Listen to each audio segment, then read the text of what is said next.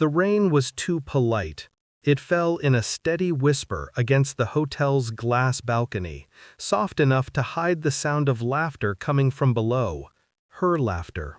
I remember the way it curled through the air, light and careless.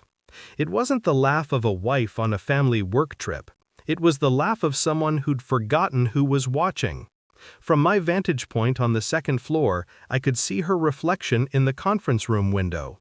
My wife, Aisha, tilting her head back as her boss leaned in. His hand brushed her cheek. Her lips met his.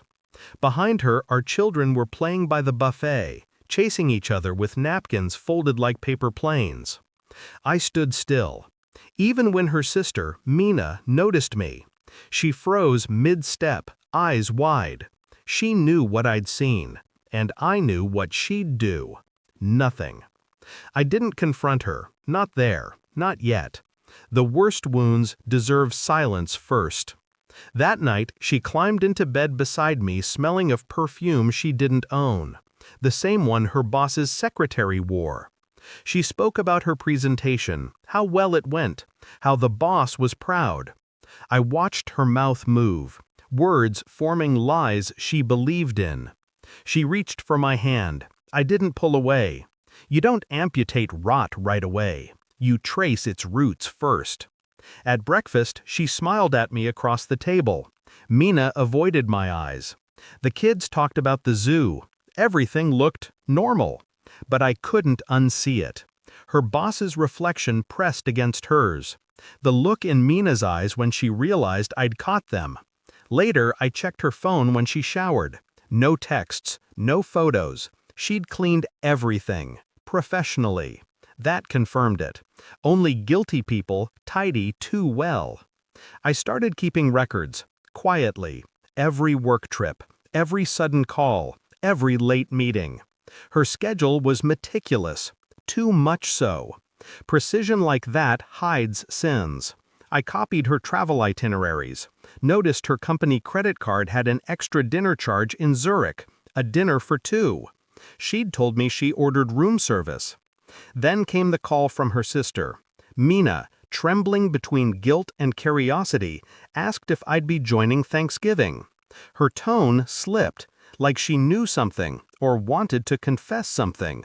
Instead, she said, "If you want to join Thanksgiving, come wash the dishes." The sarcasm stung, but I just said one word: enjoy. Silence. The kind that follows a checkmate. That night, I sat in my office, scrolling through financial transfers. Aisha's name linked to a hidden account. Her boss's company listed as sender. A bonus. Repeated monthly. I didn't call her, didn't ask. I just sent her a picture of my one-way flight ticket to Switzerland. No caption. Her reply came in seconds. Wait, what's going on? For the first time, she was nervous. Switzerland was quiet in ways people rarely are. I bought a villa there years ago, before her. She never knew. It sat on the edge of a lake, surrounded by silence thick enough to think. From there, I finished what I'd started, traced every payment, every message routed through encrypted email. Found photos, her in the same silk dress she wore to our anniversary. Only this time, she wasn't with me. I compiled everything in a single folder labeled Career Growth. Then I mailed it, anonymously, to the company's HR, the board, and her sister.